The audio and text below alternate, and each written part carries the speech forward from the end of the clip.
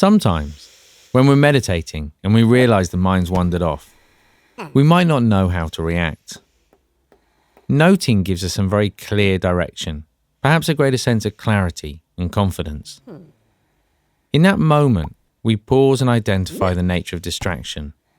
Oh yeah, thinking, or oh, feeling. Having noted, there's a sense of having dealt with it. This makes it easier to let go of the distraction and gently return to the object of focus. And when it happens again, which it will, we simply apply the same approach, gently noting the nature of the distraction. Now, when we begin noting, the temptation is to try and catch every single thought and feeling, but that quickly becomes tiring. We only need note the distraction when we realize that we've been lost in thought, and even then, it's a very gentle acknowledgement. Imagine it a little less like whack-a-mole and a little more like a feather, softly being placed on a fine crystal glass. So noting is when we recognize the mind has wandered. We acknowledge it, gently note the nature of distraction, let it go, and then effortlessly return to the object of focus.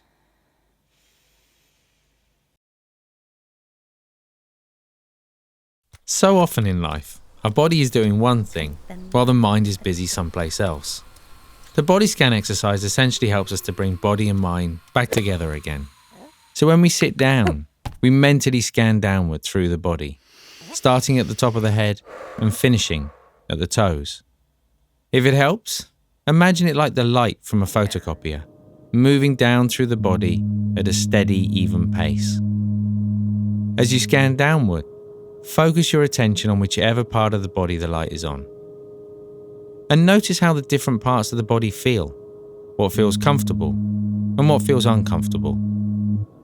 It's not about trying to change the feeling or resist any discomfort, but rather building up a picture of how the body feels. And as much as possible, remain objective, interested, curious, coming to it fresh each day, without any preconceived ideas of what you might find.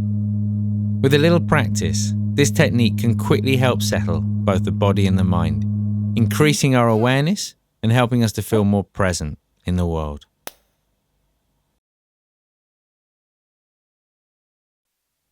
When we're training the mind, having something to focus our attention on is really important. It could be a visualization, a question, a word or a phrase, or even something external, like a pebble on the floor or a cloud in the sky.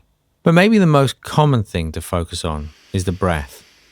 Having that place of focused attention gives us an anchor, something to come back to when we suddenly realize that the mind has wandered off, which of course it inevitably will at times. When we focus on an object like the breath, it's not that we're trying to escape thoughts or shut out the world around us. Instead, we're simply providing a stable point of reference to come back to. So we still allow thoughts to come and go in this exercise. We still remain attentive to the world around us. But at the same time, we're learning to recognize when we've got caught up in that thinking or in any type of distraction, and to gently step out of it, to let it go, and returning to a place of calm, focused attention.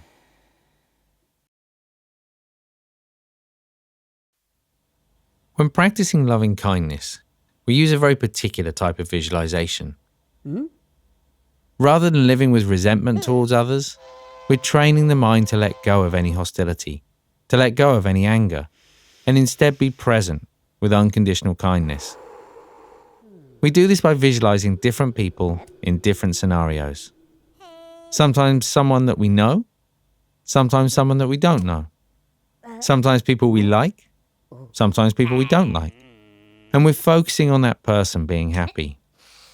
It may sound easy, but it requires a lot of practice, especially when we're focusing on someone we're really mad at. Now we may think, well, yeah, but does it really make a difference to the other person? If it does, then that's wonderful. But this is about cultivating love and kindness in our own mind. And in the process of focusing more on the happiness of others, we're actually letting go of many of the things that cause unhappiness in in our own mind. So whether it's inner peace or outer peace that we're looking for, loving kindness is a great place to begin.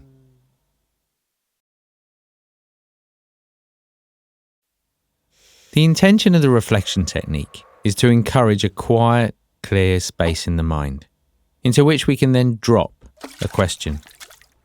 It's not about trying to answer the question. We don't want this to be our usual everyday thinking, where we try to solve the problem. Instead, we just want to observe what happens when we drop it in. Curious to see what bubbles up to the surface, be that thought or feeling, or even a physical sensation. Sometimes the result may seem related to the question. At other times, not at all. That's why it's good to frame the question in the second person and to ask, what do you think? Instead of, what do I think? When we do this, the exercise becomes less conceptual, the mind a little more open and naturally curious. Maybe we just sit there and laugh, or cry, or do both. The truth is, it doesn't matter.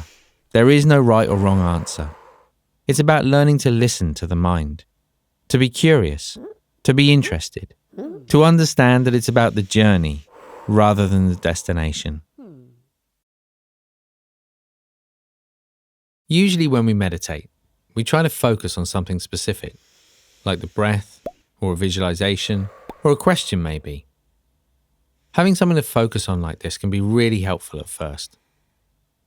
But for some meditations, we don't want to focus on anything at all. With resting awareness, instead of focusing on something in particular, we allow the mind to be free, whilst maintaining a sense of awareness. It's beautifully simple in essence, but needless to say, much harder to master. The reason being that when we're resting in awareness like this, the mind can easily find something to be distracted by. That's why to begin with, we train resting awareness for very short periods of time, usually just a minute or less. With enough practice though, we can extend that time and start to carry this skill into our everyday life. So if we're, say, eating, we're fully present, in the moment. So instead of focusing on a visualization or our breath while we go about our day, we can give our full attention to whatever's happening with an open mind and a sense of ease.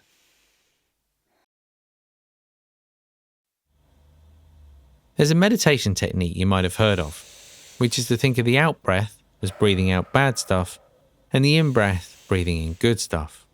But if we imagine breathing in all the good stuff, there's an idea that there's good stuff and there's bad stuff. There's already a bias. Our observation of the mind is no longer free from judgment. There's also the idea that we want the good stuff for ourselves, right? We want to take it, we want to hold on to it, and we want it to last. And of course, we want to push away the bad stuff. We don't want that. We want to get rid of it. And we want to get rid of it for as long as we possibly can. This dynamic sets up some unnecessary tension in the mind. But with this technique, we're flipping the entire thing on its head and putting the happiness of others before our own. So as we breathe in, we imagine breathing in all the difficulties of others. And as we breathe out, we imagine exchanging that for all the good stuff we've ever experienced in our life.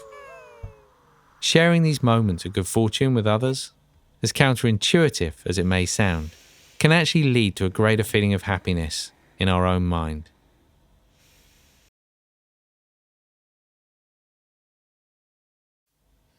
Visualization can seem like a rather daunting meditation technique at first, but our difficulties with it normally have more to do with the way we're approaching it, rather than the technique itself. The good news is, it can actually be surprisingly effortless. So there might be a meditation in which we're trying to visualize a warm area of light, perhaps a little bit above the head. And we think, I've got to get this right. We start trying to imagine. We overthink it. We worry, should the light be small or big, round or square? We kind of get in our own way. But what about if we take a different approach?